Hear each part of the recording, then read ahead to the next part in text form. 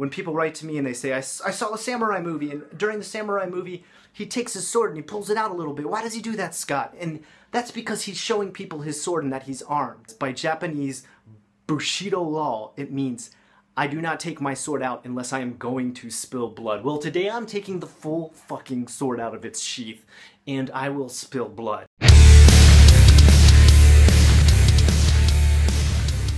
guys, what's up? Unrested here, and I want to start this video off with just a short introduction because this might be someone's first time watching my video. I'm Unrested. I'm a 35-year-old man who's lived in Japan for 9 years. Boku no Nihongo maramara yokunai, demo Nihongo shabereru.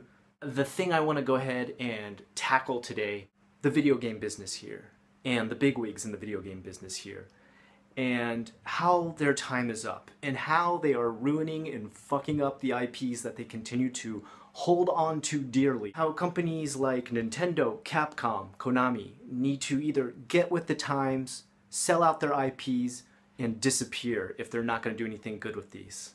Let me argue my case. There was a time in Japan, and this was from about 1986 to 1991, that there was what you call the bubble era in Japan. Buburu keiki was how you say it in Japanese, literally the time of the bubble. And it was a time in which Japan's economy was doing so awesome. I mean, they were at the top of their game with technology, with video games, with selling video games, with making the best. Even technology like things like the Walkman was selling huge back then. Everybody wanted one. The economy was doing so damn good here that literally Japan could not keep enough jewelry full of diamonds and gold and silver to sell to people either through foreign companies or indigenous companies. I mean, people were buying stuff up left and right. This country was doing so good. And all those CEOs that owned those companies like Konami and Nintendo and Capcom, they were selling like hotcakes. They owned the video game industry. That time is past. And that's something these video game companies do not fucking realize. Today, I heard a little bit more about what happened with Konami and Kojima, and it pissed me off so much that I had to make this video. I heard the reason why Kojima did have to finally leave, because I was a bit confused. I had heard that like they couldn't fire him, that's not how it worked. He was signed into a contract where if he was gonna leave, it would have to be his own choice. So it was kind of like, why would he leave? Something must have been going down. There must have been mad drama, or it must have been an intolerable work situation. And that's pretty much what they did. Konami made it an intolerable work situation for Kojima. They were doing things that we call pawahara, or power harassment in English. Power harassment here in Japan can be many things, but for Hideo Kojima, it was things like blacking out the offices they were in, not giving them power, not giving them the proper security cards to even get into a new place where they had moved their computers to, changing the place of their desks, their files, the computers, everything that they were using to work with constantly. And it was all because the CEO, who I don't know if he's still CEO, and if he is, Konami is doomed, was apparently saying that number one, Hideo Kojima's games cost too much money to make, and number two, take too long to make. Even though they are the top number one sellers for consoles, keeping any kind of console department Konami has alive. So now they've said, oh, well, you know what, we're not really going to cover much of the console stuff anymore because we really want to just focus on pachinko and our mobile games. Well, the reason they want to do that is because they're fucked now. They're fucked in the console wars. And the thing is these greedy old men who are the CEOs of these companies, imagine they're still in their heyday of the bubble era. They imagine they're still the golden gods who touch everything and turn it to gold. But that time is fucking up. The time is gone. The time is up. These companies need to hand over the IPs, sell them off to other companies that will handle these games correctly. They don't need to hold on to them and screw them up, because all it will do is piss off, anger, and continue to infuriate fans that are literally throwing their wallets at these. Now, some of you may have heard that Konami has said, yeah, we're going to hold on to those IPs like MGS, we're going to hold on to those IPs like Silent Hill, and don't worry, there's still going to be other games made, even though PT is totally finished, kaput, ripped out of the PSN network, you can't even download it anymore. Yeah, you know what they're going to keep those for? Konami has a couple other industries here in Japan you may not know about. They have gyms here in Japan, they have pachinko parlors, Maybe they'll throw it into some of their mobile games too, which means, wow, we get to see another book of fucking shattered memories. What a piece of shit game that was. But they want to hold on to that because they're greedy.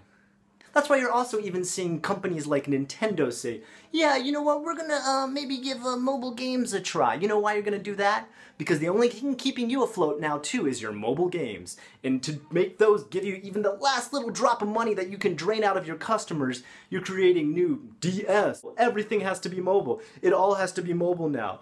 Because Wii U was a fucking failure. The U in Wii U stood for fucking underwater, as in sunk, as in the only thing keeping you afloat was your fucking DS. And now these little floaties that you're wearing are gonna be mobile games. Is that what you want to be? Is that what you want to dwindle down to and be remembered for? A company that so greedily held on to IPs, they decided to reduce them to nothing more than shitty mobile games? I'm a huge game fan, alright? I was gaming back when I was 5 years old, bought my first NES. I still even own a Famicom today. When I moved to Japan, I bought one and started to play my old games again. I'm not trying to hate on the industry. What I'm hating on is the bigwigs who control it and are running it into the fucking ground. And the reason they're doing this is they can't keep up with the times. They can't keep up with the fact that when people ask for a certain IP and are super excited and seeing it be recreated and it's going the right way, your own personal little ego shouldn't get in between if you want to see your console stuff stay alive. Your own personal ego with things not being spread on the internet can't be getting in between if you want to see your games stay alive. Capcom, you are in the red. You are in the fucking red because you are acting like Nintendo too. Another company controlled by CEOs who can't seem to evolve. As the internet has continued to become a source of the brand new form of advertising, because that's what it is now, guys, a commercial, an advertisement. And if you can't fucking wrap your head around that, then bury yourself 6 feet under with your games. That's where they're going to be in about 2 to 3 years. Is that what you want to be remembered for? The company that went down with this burning, sinking ship all because you couldn't evolve with the times? If you're not the golden gods of the technological and video game era anymore, then you need to do whatever it takes to climb those steps once again. It's time to evolve. It's time to move on. Giant YouTubers like Angry Joe go out of their way to put a shitload of effort into making a video about your game. You do not wait until it's published or send them the press packet and then rip that shit down. You know one of the reasons that a lot of these American companies are succeeding right now, even when they put out a fucking shitty game, because I'm not saying American companies don't put out some shitty ass games, some broken ass AAA garbage that the second it hits the shelf, nothing's ready to go on it, all the online shit is broken as fuck. You know what they don't do though?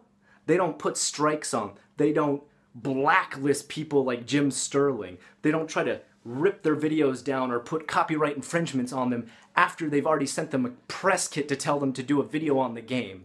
You know, you're all big CEO salarymen, but you act like salary babies. All you're ever looking for now is for how much money you're gonna make off this. Fuck the customer, fuck the product, fuck the quality. All I care about is the bottom line. I don't care about pleasing the customer anymore. Your customer, and especially your customers that make videos, are making your CMs for free. A CM is an advertisement. Do you not understand this? それはわからない? 何してんのボケ? あなたの一番客さんは YouTuber。その YouTuber は本当にいいフリー CM 撮影しました。どうして? Why would you put copyright strikes against people making long-ass videos celebrating your games? Because you're greedy. Because you're greedy. And your greed is getting in the way of your product at this point. Your greed is getting in the way of the name of your company.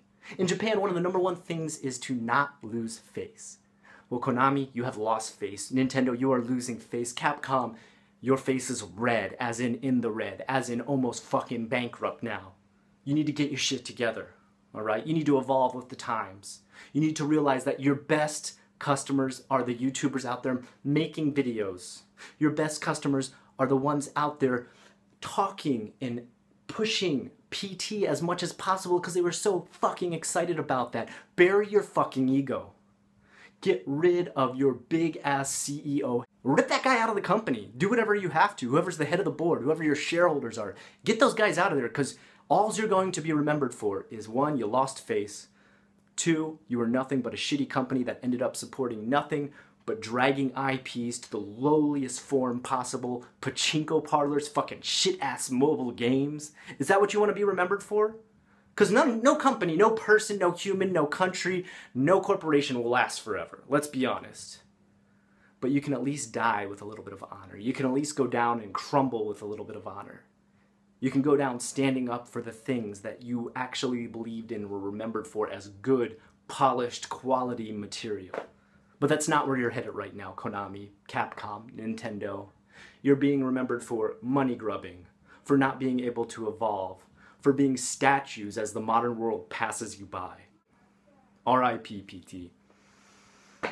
R.I.P. quality Japanese games and companies that used to be remembered for great stuff.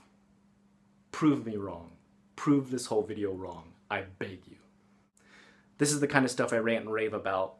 Things that are great about Japan because Japan is an awesome country, but things that fucking suck too. Gotta keep it real. Have a good one.